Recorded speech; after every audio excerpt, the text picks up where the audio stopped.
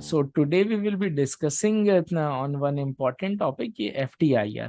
तो बेसिकली ये FTIR क्या होता है, ये कैरेक्टराइजेशन का टेक्निक है। What is FTIR used for, इन सब चीज़ों के बारे में हम लोग आज के इस लेक्चर में देखेंगे कि बेसिकली FTIR का यूज़ किस बेसिस पे होता है। तो अगर हम यूज़ की बात करते हैं तो आप इसको यूज़ करते हो फॉर केमिकल ग्रुप्स। आपको जहां देखने होते हैं कि कौन सा ग्रुप है, तो उसके लिए हम FTIR को यूज करते हैं बेस्ड ऑन वेवलेंथ। कौन सी वेवलेंथ है, किस रेंज में जा रही है, उन सारी चीजों का हम लोग कैलकुलेशन करके एक इस वेवलेंथ में एक एक पीक्स देखते हैं। और हर एक पीक का एक इंडिविजुअल ग्रुप्स होते हैं, हर एक पीक का। और जो ग्रुप होगा उसके हिसाब से हम उसके बारे में बता देते हैं कि what is actually the compound is. For example अगर हम नायलॉन की बात करते हैं तो उसमें जो पॉलीएमाइड लिंकेज होता है, पॉलीएमाइड लिंकेज NH जो लिंकेज होता है, पॉलीएमाइड लिंकेज RNH2 का जो लिंकेज होता है, तो उसमें हम कहते हैं कि यहाँ पे उसका किस वेवलेंथ पे आ रही है। उस चीजों को देख करके we can determine the exact chemical composition of the fibre और मॉलिक्यूल। तो दिस इज बेसिकली, तो अगर हम बेसिक्स में बात करते हैं कि what is exactly different different types of rays that we come through. तो अगर आप इसमें बात करोगे तो ये सबसे पहले ये gamma rays, then X rays, then UV rays, फिर उसके बाद विजिबल रेज आती हैं। तो विजिबल आपका जो है वो कहाँ से कहाँ तक आती है, अगर आप कैलकुलेशन इसकी करते हो तो ये 400 टू 700 नैनोमीटर्स तक होती है इसकी रेंज, 400 टू 700 नैनोमीटर्स। फिर उसके बाद आपकी IR रेज आती हैं। IR रेज क्या होती हैं? Infrared radiation rays. तो उसके बाद फिर माइक्रोवेव्स, देन रेडियो वेव्स, ये आती हैं। इसमें क्या क्या चीजें होती हैं? गामा रेज में आपका न्यूक्लियर एक्साइटेशन होता है, जो कि आपका PET में आप देख रहे हो। फिर एक्सरे में आप क्या होता है? इलेक्ट्रॉन्स का एक्साइटेशन, इलेक्ट्रॉन्स में बम्बार्डमेंट की आप बात करोगे तो इफ यहाँ एक्सरेज। फिर UV रेज में आपका पाई टू पाई बॉन्डिंग की बात करते हैं, इसमें इलेक्ट्रॉनिक एक्साइटेशन। फिर आपका विजिबल रेज आता है, विबग्योर। इसी में आप विबग्योर का कैलकुलेशन करते हो, विबग्योर, विबग्योर। उसके बाद आप IR रेज, यहाँ पे हम लोग ये चीज बात करेंगे आज। टुडेज आवर टॉपिक इज कि what is exactly the molecular vibrations of each and individual molecules. तो हम लोग यहाँ पे इन चीजों का कैलकुलेशन कर रहे होंगे। जैसे अगर आप देखोगे IR रीजन में, तो IR रीजन में 800 नैनोमीटर्स में 400 टू 700 हो गया। उसके बाद आपका 800 में आपका रेड लाइट, फिर नियर इंफ्रारेड और मिड इंफ्रारेड और फार इंफ्रारेड। तो बेसिकली ये चीज होती क्या चीज है, अगर आप बात करोगे तो ये जो IR का रेंज है, इसी को 3 पार्ट में डिवाइड कर दिया गया है, 3 पार्ट्स में। Near infrared, near IR, mid IR और far IR। This is the wavelength that you can see, this is the intensity, this is the wavelength.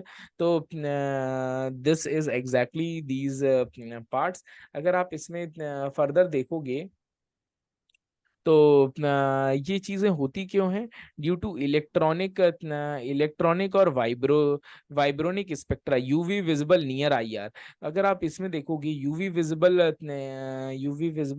Near IR spectrum होता है। ये क्या चीज होता है? This compares the transitions between specific vibrational and rotational level of one electronic state and a vibrational and rotational level of other electronic state. Electronic state, if we discuss about this electronic state, तो इसमें दो bonds भी हम लोग पढ़ते हैं, एक sigma bond और एक पाई बॉन्ड। तो सिग्मा बॉन्ड जो होता है वो कंपेरेटिवली एक स्ट्रॉन्गर बॉन्ड होता है, और ये पाई बॉन्ड जो होता है वो एक कंपेरेटिवली वीकर बॉन्ड होता है।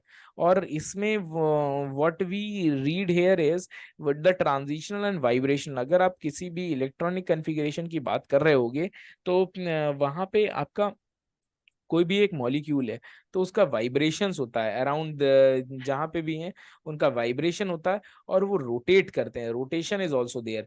रोटेशन दो तरीके से होता है किसी भी मॉलिक्यूल में। एक क्लॉकवाइज मोमेंट में होता है, जो हम लोग उसमें पढ़ते हैं quantum numbers, if we discuss about, अगर आपको केमिस्ट्री में याद हो तो वी रीड क्वांटम नंबर्स, उसमें एजीमुथल क्वांटम नंबर्स और स्पिन क्वांटम नंबर्स हम लोग पढ़ रहे होते हैं। तो उसी में हम लोग रोटेशन की बात कर रहे होते हैं कि depending upon upon the rotation of the each and individual molecules. तो if we discuss about the rotation, तो एक क्लॉकवाइज में होता है, क्लॉकवाइज रोटेशन होता है जिसमें आप प्लस हाफ की वैल्यू देते हो, और एंटी क्लॉकवाइज होता है माइनस हाफ की वैल्यू देते हैं. This is for the rotational level of the molecules in their electronic state. तो यहाँ पे आपका इन्हीं चीजों में बात करते हैं. मॉलिक्यूल का दो लेवल पे ट्रांजिशन हो रहा होता है, एक वाइब्रेशन लेवल में जहाँ वो वाइब्रेट कर रहा होता है, दूसरा रोटेशनल लेवल पे एक मॉलिक्यूल का एक इलेक्ट्रॉनिक स्टेट से दूसरे स्टेट में हो रहा होता है. दूसरा क्या चीज है, वाइब्रेशनल रोटेशनल स्पेक्ट्रा. यहाँ क्या इलेक्ट्रॉनिक और vibronic spectra. This is a transition from rotational level of one vibrational levels to the rotational level of another vibrational levels in the same electronic state. इसमें क्या है, उसी इलेक्ट्रॉनिक स्टेट, मान लीजिए एक शेल है, उसी शेल में अगर आप बात कर रहे हो, उसी शेल में अगर शेल्स कौन सी होती हैं, KLMNOP, अगर आप शेल की बात कर रहे हो, तो within the same shell जब होगा तब आपकी सेकेंड कैटेगरी में कंसीडर किया जाएगा. और अगर ये एक शेल से दूसरे शेल में किया जाएगा तो ये आपका फर्स्ट शेल में कंसीडर किया जाएगा. तो this is about the molecular spectra of these molecules. जैसे यू कैन सी हेयर कि ये these are different electronic state. तो वन इलेक्ट्रॉनिक स्टेट से दूसरे इलेक्ट्रॉनिक स्टेट में जा रहा होगा, तो then you can determine about these types. तो जैसे आप यहाँ पे देख रहे हो कि अगर आप किसी की 3 लेवल बनाई गई हैं, तो एक नियर इंफ्रारेड, मिड इंफ्रारेड और फार इंफ्रारेड में आप कंसीडर कर सकते हो. तो अगर देखिए किस हाउ दीज थिंग्स आर अकर, यहाँ पे वाइब्रेशन किस हिसाब से हो रहा होता है. जैसे कोई मॉलिक्यूल है, सपोज आप CH2 की बात करो, तो अगर CHH इस तरीके से कोई भी एक मॉलिक्यूल बना हुआ है, तो इसमें क्या चीज होती है, इसमें we discuss about the chemical composition only. तो केमिकल कंपोजिशन में अगर हम बात कर रहे होते हैं, तो ये वाइब्रेशन दो तरीके से होते हैं, जिसमें आपका चेंज इन बॉन्ड लेंथ या बॉन्ड एंगल हो रहा होता है. अगर बॉन्ड लेंथ बढ़ रही होती है, बॉन्ड लेंथ मतलब एक बॉन्ड से दूसरे बॉन्ड की ये जो बीच की ये जो डिस्टेंस है, वही बॉन्ड लेंथ कहलाती है. और एक दूसरे के बीच के जो एंगल बन रहा होता है, वह बॉन्ड एंगल बात करते हो. इसमें क्या है, change in bond length, change in bond length और चेंज इन बॉन्ड एंगल. अगर क्या होता है इसमें, अगर आप का वाइब्रेशन हो रहा है, वाइब्रेशन मतलब इधर से ऊपर से नीचे रोट इस तरीके से वाइब्रेशन, तो क्या है, ये चीजें रोटेट, ये चीजें मूव कर रही हैं. जब मूव करती हैं तो इनकी बॉन्ड लेंथ चेंज होगी, मतलब इन दोनों के बीच का बॉन्ड चेंज हो रहा होगा. और also in the during the same time इनके बीच का एंगल ऑल्सो चेंजेस. तो अगर यहाँ पे बॉन्ड लेंथ में चेंज होता है तो यू से स्ट्रेचिंग, और बॉन्ड एंगल में चेंज हो रहा होता है तो यू से बेंडिंग. तो this is stretching and bending properties of a molecule, अगर आप इसमें कैलकुलेशन कर रहे होगे तो this is how these things are. और उसके बाद अदर चीजें भी होती हैं, इसको scissoring, rocking, wagging and twisting you discuss about. तो ये scissoring, rocking, wagging and twisting, if we discuss about all these things, तो this is how these things are concern. तो इसमें अगर आप calculation you discuss about these things, तो each energy the energy is transferred to a molecule by resonance when vibration frequency is the same as that of the electromagnetic radiation.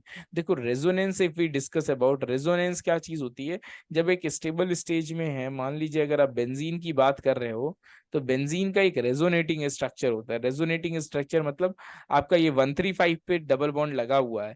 दूसरा क्या चीज है, अगर 246 में आपके ये डबल बॉन्ड कर दिया जाए, और उसके बाद इससे होता क्या है, ये जो आपके यहाँ से बॉन्ड टूटते हैं, तो ये बॉन्ड एक ये माइनस दे देता है, ये प्लस दे देता है.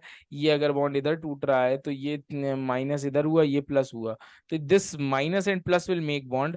तो ये आपका ये बॉन्ड बन जाएगा. फिर आप इस तरीके से मॉलिक्यूल में बात करोगे, तो यहाँ पे पूरे में एक छोटा सा पार्शियल बॉन्डिंग टाइप का बन जाएगा.